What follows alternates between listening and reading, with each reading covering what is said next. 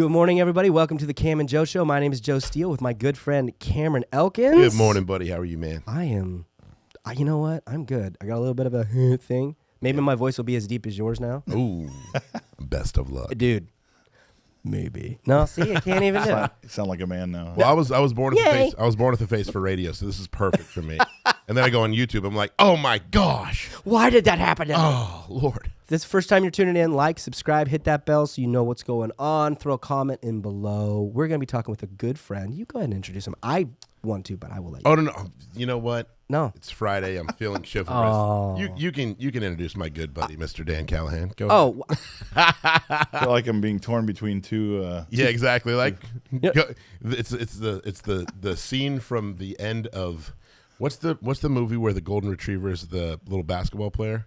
Bud. Air Bud. And the one kid says, "Come on," and the other guy is like smacking the newspaper, and the dog comes up and shreds it. That's us right now. We're fighting over the introduction of Dan Callahan of Legacy Baptist Church. You know what? And I'm just very subtle about how I'm doing it, but you have the floor. Go ahead, please. Dan is awesome. Dan's the man. Dan is the man. I got to meet him through one of the guys that went to his church, and he was saying, hey, I need some tech stuff. And I said, all right, I'd love to meet him. So we sat down, had an amazing conversation. It was very honoring, very kind. He's very gracious and very loving. He lights up the room anywhere he goes into and just brings a nice amount of grace with him. So I am honored to have him on the show. This is Dan, Pastor Dan Callahan. I'm excited to be here. I from the very get-go, obviously with my relationship with Cam as well, to see what this is becoming, and then to hear both of your guys' voice live in the room here, it's even better. So, Yeah. We appreciate you taking the time, especially on short notice, man. not a problem at all. Appreciate it. It's a privilege to be here this morning. We appreciate you. Thank you. So I know that Joe and I know a good amount about you in the backstory, but for all of those listeners and all those viewers that don't know about you and your family and your history and what brought you guys to Yuba City and the opportunity, enlighten the listeners, enlighten the viewers, because I love your story. So I love California. It's in my heart. I was born actually in the Northwest. The Midwest. My dad was in school, and my dad was a minister since I was born, and was in seminary, and then moved to Cape Girardeau, Missouri, which I think they're only famous for Rush Limbaugh. That's about it. Oh, there you go. And people are like, "Where's that at?" Their claim to fame. And then we moved to California when I was 7. I can just remember thinking like, this is the end of the world. Like I'm not going to have any friends out there. Yeah. And so when we came to California, we moved to Santa Clara. My dad took a little short ministry job there for just a couple years. And then we moved to Richmond, California. So Santa Clara, Silicon Valley, Silicon Boom. Yep. Friends, Little League, all this to Richmond, to like literally, I think at that time was like number 13 or 20th on the worst cities in America. Oh, good times. And but it helped my brother and I, and then my sister was born shortly after, to kind of just acclimate to the real world. Sure. And grew up in Richmond my whole life, and even when I tell people, you grew up in Richmond and you survived, yes, I did. And That's awesome. in ministry, like my parents, both my parents come from Christian backgrounds, and so it was awesome to kind of be a part of that growing up. But I'm glad that they did not, in a sense, expect that out of us. They let us live kids, and I was the typical middle child, the typical younger brother. I got in so much trouble.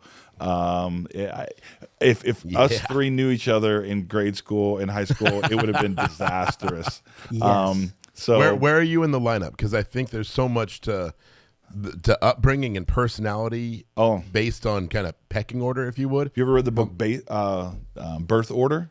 There you go. There is some actual facts. magic and facts in there. You're So like, I'm a middle child. I have an older brother Okay. and a younger sister. Okay. And so it's kind of like this weird dynamic of protection, but also chaos. Yeah. And that's where I fall. That's where I fall into. Protection and Chaos by Protective Pastor Chaos? Dan Callahan.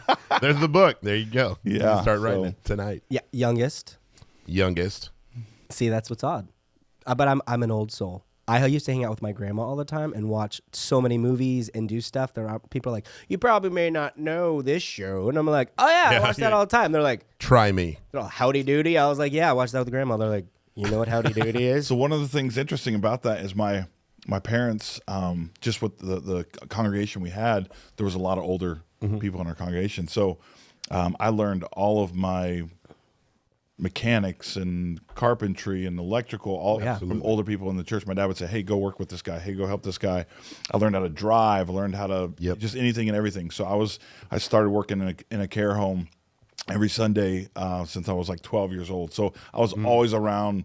My first time singing, first time preaching was around older amazing. folks. So that's awesome. Yeah, but just to kind of grow up in that world and see a very well balanced.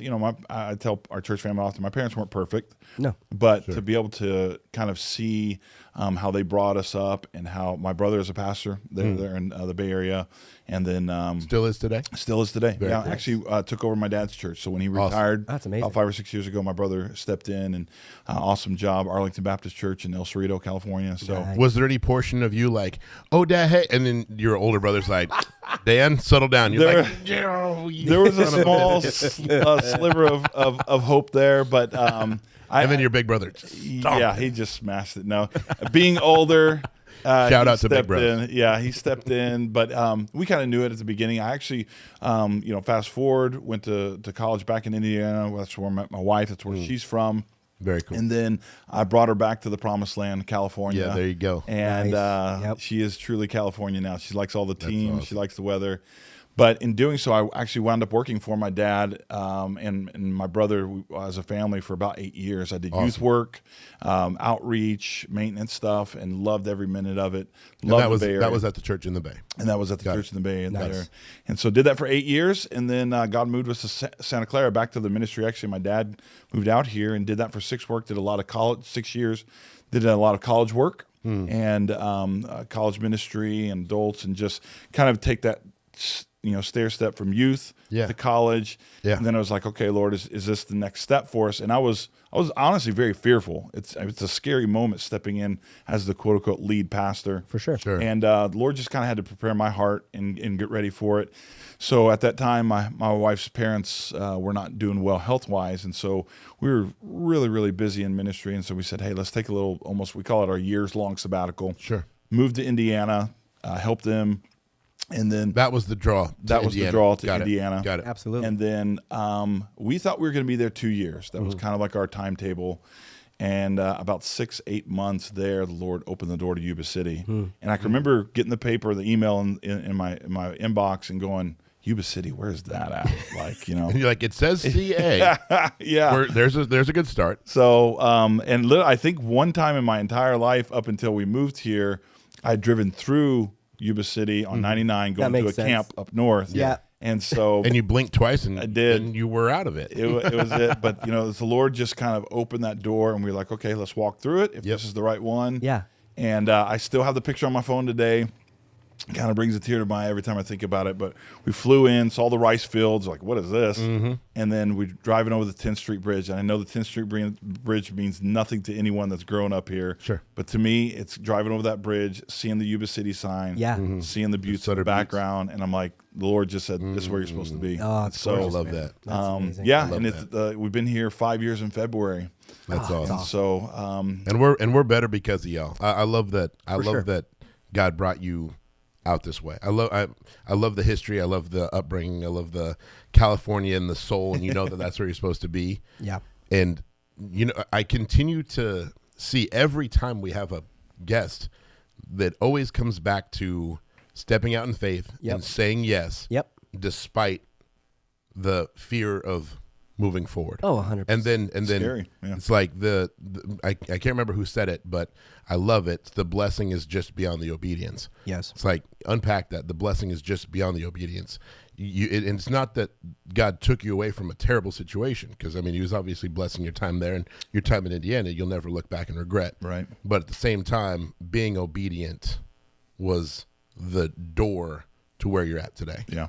Good on you for stepping in. Yeah, absolutely. There's a book that I read that parallels to this. It's called The Dream Giver. Really good book. Now, it's funny because there's a parable in the beginning, and the guy explains the parable on the back half.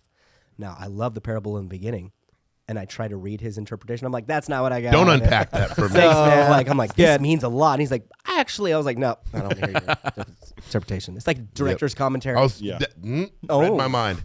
And I've watched the movies and then watched the director's commentary, and he's like, what I was really trying to convey in this scene, I'm like, no, it's going to ruin that Yo, don't scene for me. explain it. Yeah, mute. Don't read this. Don't read the script. I don't want to. Every time I watch that scene, now try to see what he's trying to get me to think about. So, anyways, in the book, he talks about how, or at least in the parable, it's about a man who gets a dream. It's a feather, and he's got to take it past the barrier of influence, which is family members looking at him. And he's got to get past that wall to get to the beyond, to where this needs to go. And it's a whole adventure of going through seasons of dry seasons and not knowing what's going to come next. At the end, towards the end of it, spoiler alert, I mean, read the book. I can't read. Don't have to now. So, but towards the end of it, he finds a perfect place that fits exactly, and he sets it down, and it starts flowing water out into this village. And then all of a sudden, it says he was there for a season, and then the well dried up, and he woke up and looked in his window, and there was another feather, and it was time for him to move season to the next place.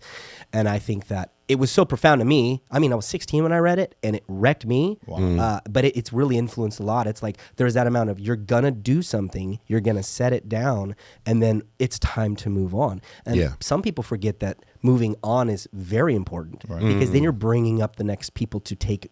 And you're taking care of what you have to give to the next people, instead of going, it's mine. Stewardship, right? And I think a lot of what we deal with now in society is the lack of people willing to move on and pass off and allow the care for other people to do it. So but just the fact that you've traveled and you've gone to other places and you've come here just is respectable, because I agree. you had to leave it alone. You had to go, all right, this is it.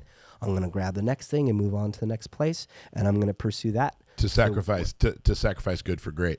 Absolutely. And so often you can look back. Hindsight is 20/20, right? You can always look back and be like, that's why I was there for that time and for that season. So you open that email. Was it an email or a letter? The opportunity. It was an email. With then at the time was Grace Baptist Church.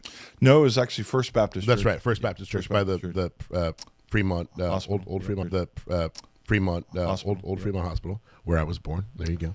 Wow. Where were you born? Sacramento. You were hatched from an egg. I was hatched. That's right. Absolutely. That's right. I came out of a reptile. That's right. Yeah. Thank you, Pope Velociraptor somewhere. Yep. There's some lowered from the ceiling. Yeah, exactly. It was an odd moment. It's actually an egg that opened up and on someone's face. Somebody's probably going to just clip into this podcast for a second, and they just listen to that 10 seconds. They're like, no. Wow. Hopefully. Not the one for me. Alien reference for all of you. I didn't know.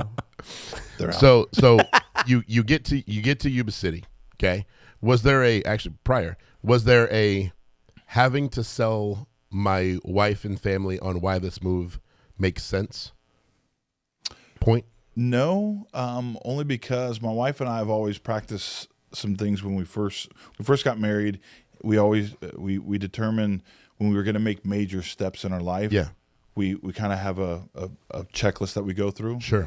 And so, and I mean, like next to the Holy Spirit is my wife. Yeah. So I rely on her intuition and just. And it was just kind of like, even though what was interesting is we were only there for 6 or 8 months, and it was like, hold on a second, we just moved our entire family across America to go to Indiana. Yeah.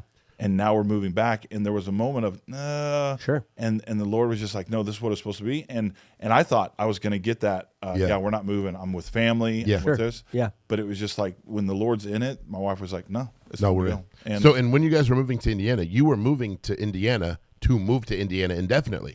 At least for 2 years. We kind of put that 2-year question mark. Okay. I wanted to be back in California. Based on health and so on and so forth. And different things like that. Got it. So, but yeah, moving here was just kind of one of those things. And, and obviously we took in consideration our family. Yeah. So, and it's an interesting story because it was weird at the time, but looking back, no one even really remembers it. But our first 6 months here, so I got voted in as pastor in January, became pastor in February, March, April, May, and June. I flew back from Yuba City back to Indiana every single month, and I would stay 9 days here, basically kind of get the church reset. Wow. Just so my kids can finish their school, have a normal school year. For sure. Wife can stay there, do what they need to do with the family, and that was a crazy time. I mean, like traveling and just where am I at? But it was just a time that was needful for our church, because it was a good transition, and a needful time for our family. Definitely. That we weren't literally ripping our kids out of 2 different schools within a year time, and so. But once again, just seeing the Lord kind of work through all that was awesome. That's awesome. That is absolutely amazing. I love that. But it was during that time that we were just doing some outreach in our area, and I saw a house for sale. And of course, we're about to move here, and that's when I came across Charlie Rice. And shout out to Charlie McRice, making this whole thing happen. Yeah, that's what it is. So met her, talked with her, and just told her we're moving, but we weren't able to really buy at that time. But of course, obviously looking in sometime in the near future, and it was from that relationship that you and I connected. Yeah, and it's just kind of cool to see how that world opened up, and just in recent days, shout out to Guild Mortgage for helping a brother out. So yeah, man. Cheers. But, let's go. Yeah, I appreciate it. Best client ever. Oh yeah. So I say that to everybody. No, I'm kidding. I've only said it once. No, I'm kidding. All my clients are watching. Oh my God. When you have can we edit that out? No. Yeah, right. No. When you have an internal voice going back and forth, which is interesting. You like that? When you have an opportunity, like okay, so tell me a little bit more about that's the past. That's what brought you back to Yuba City. Right. You're here now. Tell me a little bit more about legacy. Okay. Tell me a little bit more about the church now, what you guys are doing, how you guys are growing, the congregation. Absolutely. Tell me about it. Yeah. So just long story short, because go First Baptist to Grace to Legacy. Yeah. That was about a year-long transition, and conversation started in March of 2022, I think. I'm trying to remember all the dates. 2021 to 2022, and be able to hear just the conversations from their church and our church. It's awesome to see God do all that work, and so that's literally a whole nother podcast in itself. Just how God did all of that. Sure. Brought our churches together. And I'm looking at First Baptist Church, 100-year-old church. Yeah. Grace Baptist Church, a 50-year-old church. What do you do? Sure. And in both congregations, many of them, we had one member in our church that had been in the church for 60 years. Yeah. So how do I take that identity away from them? Sure. But just walking through that with grace and love, and just a lot of conversations, a lot of phone calls. We said, hey, let's just, in both and start brand new. I love that. And that's where Legacy came from. And appropriate name too. Yeah, giving nod and homage to both. Absolutely. Not only looking to the past, because we got a great past. I don't want to, not a perfect past, but a great past. Sure. But what is the future? What are we going to leave for the next generation? What legacy are we going to leave to them? Absolutely. And so then when that all occurred, it was like, wow, all right, hey, God's given us a brand new start. And obviously a beautiful campus, 7.5 acres. What do we do with that? And so I'm a visionary. And I love that you are. I love seeing. I mean, like I tell a church congregation all the time, I would scare you if I shared everything. And I realize, I'm also dream it out loud, man. Exactly. Well, I'm also naive, or not naive enough to know if I do throw it out there, then there is an expectation, but there's also a scared fact. So I kind of have to filter that a little bit with our congregation. But predominantly an older congregation at this point. We've got a lot of good young families who have stepped in.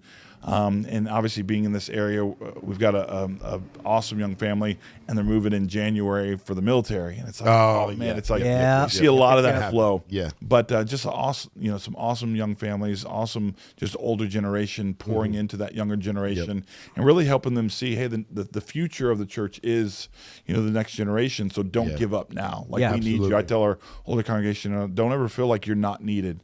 You're needed. 100%. Your wisdom's needed. Your input's needed. Your love. Absolutely. And so just loving on them, caring for them, and just, trying to meet their needs in whatever stage of life that they're in.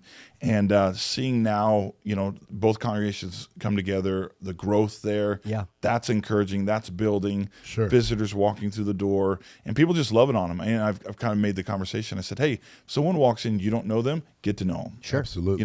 If you see a need, fill the need. And so, and it's been awesome to see our congregation step up to that task. We're obviously we're kind of in the midst of selling the First Baptist property, which obviously is a huge thing for not only our community but also our church. Yeah. But once that happens, I mean, I've got about 50 projects that are just ready to pedal Got to the that metal. money called dibs on. Yeah. Oh yeah. So, and I mean, just in future sense, we're looking to start a preschool in the near future. That's awesome. Looking That to is start a awesome. school in the near future and just use the campus that God's given us. I told Absolutely. said, if God's blessed us with this, why not use it? And so we actually just got our field redone. We're going to get it seeded here pretty soon.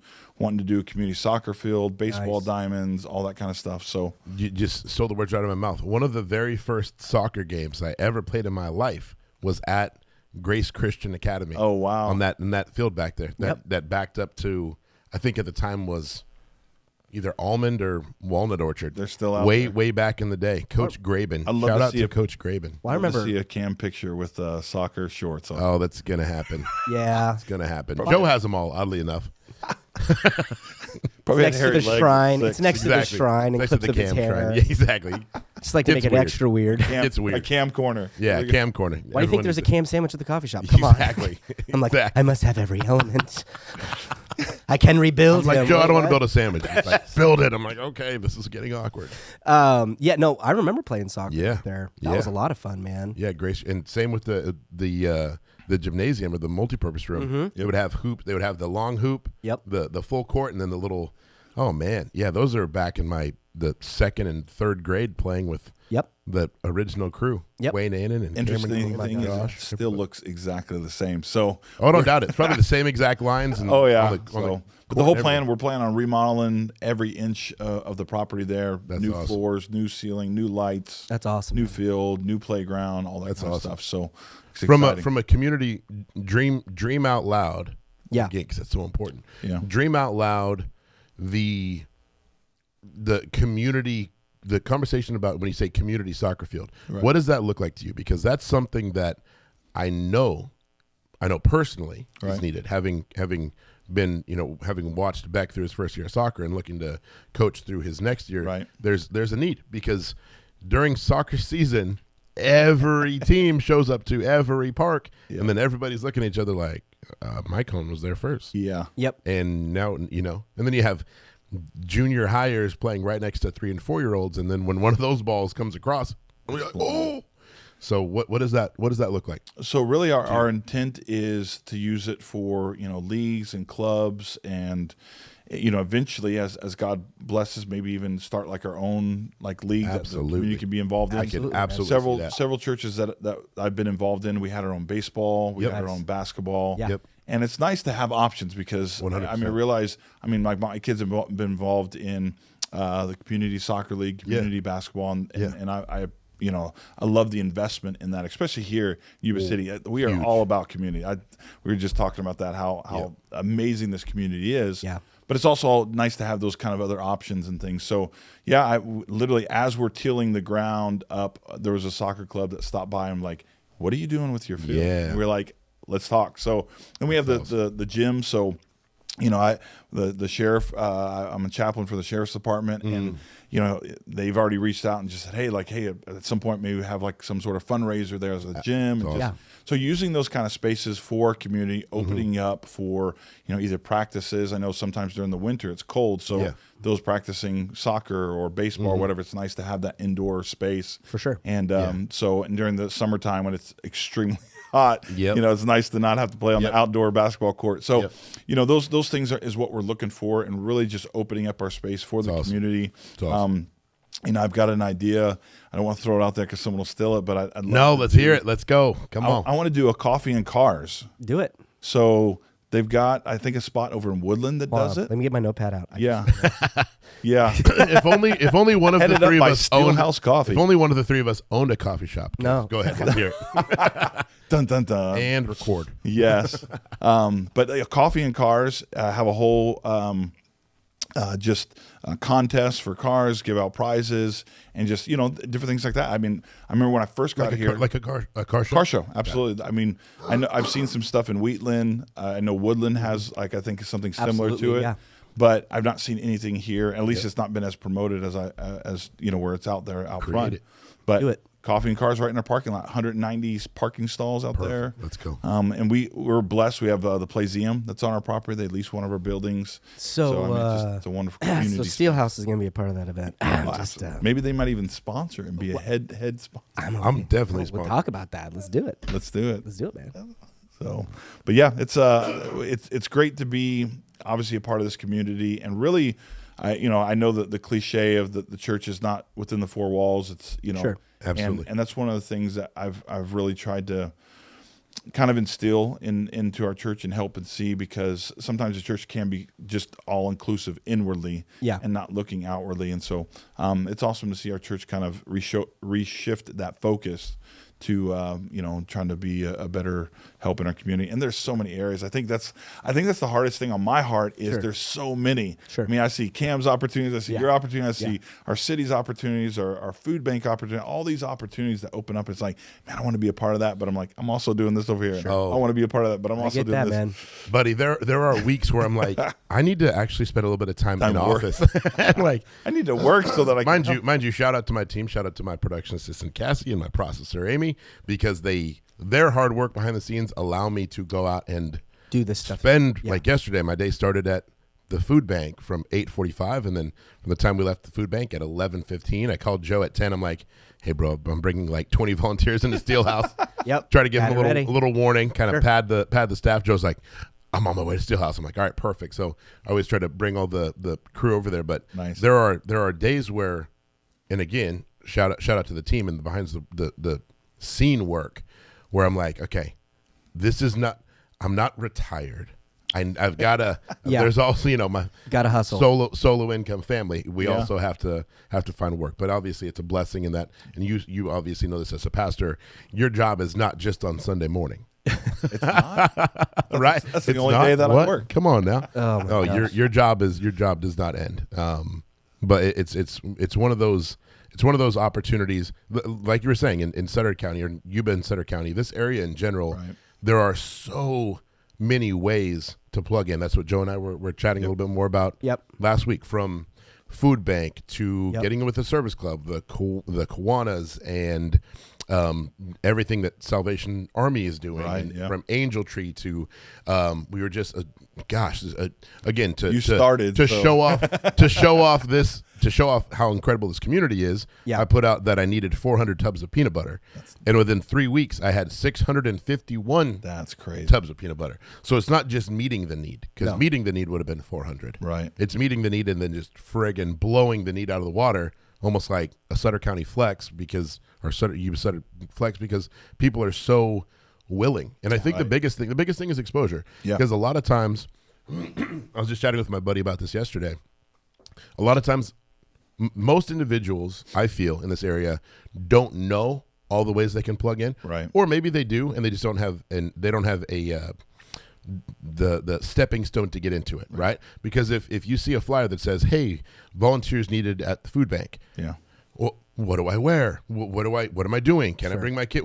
How long? Yeah. So unless you have kind of almost like a liaison for it, allowing it to make sense, that isn't afraid to pop on and be like, "Hey, this is what we're doing at the food bank. Show up Yep. at 9:00, Yeah. closed-toed shoes." Other than that, come caffeinated and ready to work. And if you're not caffeinated, when we leave, we're going to go to Steelhouse Coffee, and we're going gonna get you we're alcohol. going to make sure that we're caffeinated. But there are so many ways to plug in. And I know that every time when we shoot a podcast on a Friday, it will release on the following Friday. Yep. So this will be releasing still during this Christmas season. Reach it for viewers. If you're listening to this or watching this right now, reach out to myself or Pastor Dan or Joe and ask us for a way to get plugged in, because there are so many incredible opportunities. As we speak right now, there are probably 20, if not 30 volunteers with So You Can Yeah. at the Yuba Center Fairground, prepping for a massive monumental food and toy drive. Wow. And this Saturday they're going to be distributing. I think I was talking to Angie Gates, the head. Shout out to Angie Gates, incredible woman, head of So You Can, local nonprofit.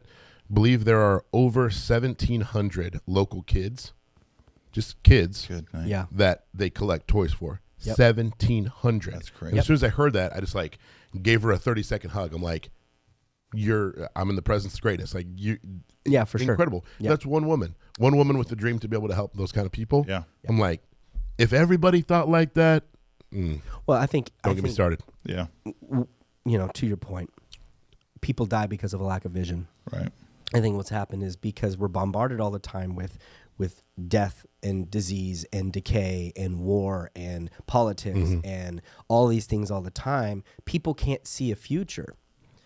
If you can't see a future, you don't believe you have one, why would you try and pursue one? And that's something that is why community is so important. It's knowing that you may not be able to see a future on your own. Right? You may have that moment where there's that lapse, but you may be with somebody that sees the future for you or sees the future in that and then goes, yeah, that you're right. We can do that. And you can spark that thing inside them that goes, there's more than just me. That's good. And I think that's a hard thing for people to swallow. You say we have a lot of people. I would say we have so many people in our community that see a future is why we're able to proceed. Right. It's because of the thought that there will be a future and I want the kids in front of me to have a better tomorrow 100%. than I had. And that only comes through growth and through humility. And I think that it's easy for us to begrudge the other half of the aisle to a degree and be like, man, but they're in this spiral where they cannot see past the nose on their face because they don't see a future. Yeah. I talk with so many people that come into the coffee shop. And I'm like, how's your day going? They're like, it sucks. And I'm like, oh, okay, well, tell me about it. And then all of a sudden, they're like, well, so-and-so just happened and such and such passed away. And I'm like, man, I'm so sorry to hear that. And I'll just have a conversation with them. I'm like, so, well, you still have tomorrow. Yeah. What's tomorrow going to look like? And they're like, yeah, I do have tomorrow. The thought never even hit in their head. It's not, and it's easy. It's easy for us in society, people that are serving or people that are in places, to look at people that aren't serving and look for malicious intent, being like, well, how dare you? It's brokenness.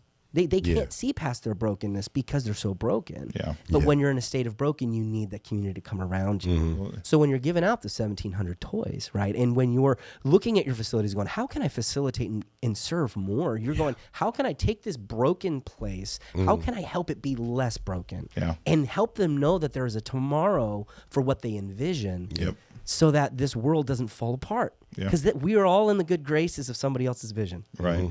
Absolutely. I'm in the vision of my parents, right? Absolutely. I live in that, right? We can only do what we see. And if we don't have the vision to see a tomorrow, we can't live it out. That's good. Yeah. And so, just to your guys' point, and I respect and honor you both, there is that reality of even the next generation that gets crapped on. It's because they don't see a tomorrow. They're so inundated on so much information all the time that they can't see that. Absolutely. And it's so quick. It's so quick to open up your phone in the morning and instantly just be bombarded with, because news is not good. No. Right? News is news because it's not good. Right? As they say, no news. It's good news. It's good news, right? So when you wake up to all this news, you're like, oh my God. And then you take your focus off of what you can do internally, what you can do with your household and your family, and what you can do in your community. And while none of us can wake up tomorrow and snap our fingers and the war in Gaza is over or the war in Russia is over, but what can we do to love on and impact people wherever we're placed? What's the prayer of serenity? God, give me the ability to take care of the things that I can and give me the ability to let go of the things that I can't control. Yeah, absolutely. I'm not Catholic, but that prayer has blown my mind thousands of times. Yeah. It's like, that is so powerful thing. There's only so much you can control. Yeah. But what you can control can be done in excellence, can be done in love, can be done in kindness, can be done in compassion. Yeah. And that will resonate through in tremendous ways beyond you. Like we even said with about Mr. Holland's Opus, right? It's going to play out. It's going to be something, and you may not see it. You may not get to see it. You hope you do. It may not be how you think it's going to be. And that's so, just to honor you, I do think that what you're doing and your visions for it is amazing. I mean, me and 100%. Cameron grew up in the era, looking back, remembering it in the heyday. Right. And now you're coming and going, no. Yeah. We can't let it. We're going to bring it back. We're going to make it a center place for community. We're going to make it become. I love that. Right? I think that's amazing. Yeah, you're right where you ought to be. On Fridays, and I appreciate obviously you guys' affirmation and knowing that there's people like you all, and of course so many others. You start naming names, you get in trouble, right? Yeah, for sure. But so many others in our community that, I mean, just yesterday, and I'm going to throw a name out there because obviously everyone knows him. Yeah. But we're out. I'm talking to one of the men in our church, and we're looking at kind of the plan for our field. And Jeff Stevens drives by. Nice. The man. And just pulls in. The man. He's looking at law, and hey, how can I be a help? And there was one thing we were trying to do, and I just the most Jeff Stevens line ever. yeah. And just to see that for those involved and obviously, I mean, like just the help that has come from that, and you all as well. But on Fridays, I have an opportunity at 93Q to do the morning prayer. Yeah. Oh, yeah. And I'm telling you, I'm not a morning person. I am not a morning person. You ask my wife, I set 3 alarms on Friday morning just so amazing. I don't miss that. But to have that opportunity to open up our community in prayer. Yeah. And my thought this morning comes from Proverbs 3, I think it's verse 27. It says, to that person that knows to do good and doesn't do it, the Bible says it's sin. Yeah, absolutely. And to think about that, like It's disobedience. And to know like how many in our heart. I mean, like I think if all of us, if there's a moral compass or anything in our heart, we know to do good. And if we don't do that, I mean, how wrong are we to not help that person? Yeah. And I know in this area, I mentioned this on Wednesday night to our church, I know sometimes we can be inundated with a lot of pressure from all of these things. And then even just the homelessness and different things like that, and just the outpour there. I said, but Jesus never lost sight of the one. Yeah. And Andy Stanley says this, do for one what you wish you could do for all. Yeah. And when you do for one, then it affects all. Yeah, absolutely. And because you're coming in with a vision and a hope. You're seeing a vision and a hope in your faith going, I see you being the best you, and I want to help you get there. Yeah. If it involves me just giving you a meal. You should write a book called The Best You. The Best You. I like that. There you go. It's I think of the story of the kid on the beach with the starfish. When you say do it to the one, and kid shows up on a beach and there's 1,000 starfish that by noon they'll all be dead, and his older brother, let's just say older brothers, are looking at him. They're like, and he's grabbing the starfish and throwing them back. He's like, you'll never make an impact. Look at all these starfish. And every time he said about making an impact to this one, and one at a time. Yep. So if we can just continue to do what we're doing and truly seeking out opportunities to love on people, is there a greater calling? I don't believe so. I don't think because you know what? It's the very first rule. Let's go. Yeah. Love on people. Absolutely, man. Well, Dan, dude, it's been amazing. Is there anything else you want to, just been an amazing conversation. Is there anything else you want to throw out there? If people are looking to go, they want to check out Legacy Baptist Church, which I highly recommend you do. Absolutely. Where are you located at so they can do that? Yeah, Legacy Baptist Church, 1980 South Walton Avenue, Yuba City, California. Fantastic. And I've been the pastor there now 5 years, obviously with all the transition stuff. Love it. My wife and I are actually celebrating on Sunday, next Wednesday, our 20th wedding anniversary. Oh, awesome. Congrats, and man. So we have 3 beautiful children. I'd be in trouble if I didn't shout out to you have to. You have to. Yeah, we always talk about kids. Come on, let's go. My wife, Helen, she's been by my side since day one. And, the ministry is never easy, but it's what we feel God has called us to do for the rest of our life. And to have her by my side, to love and just obviously care for me because I'm a mess from the moment I wake up. Shout out to Helen. She needs a lot of prayers. She needs more prayers than I do. Shout out to wives. Shout out to wives. But, been married 20 years, and then my oldest son, Darren, he's 16.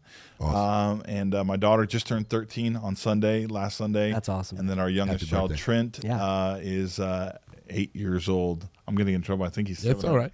But 7, 8-ish, 9-ish. Somewhere there. He's going between on 15. 5 and 10. Yeah, he's going on 15. So. Yeah, I don't doubt it. Love one of our founding phrases in our church is family first, and I believe it was on my heart. If I don't have my family, I can't have the church that God's given me. I can't have the influence I have. So, absolutely love my family. So I love that you're here, man. Not only do I love that you had we had the opportunity to have you on. For sure. I love that God has you in this area. I know that I know that he's done great things. He's going to continue to do great things. Just continue to seek that out and continue to say yes, because the magic is in saying yes. Yep. And then figuring out a way to make it happen. I appreciate you, man. Thank you for your time. Thank you all for allowing me to be on your show. Absolutely, man.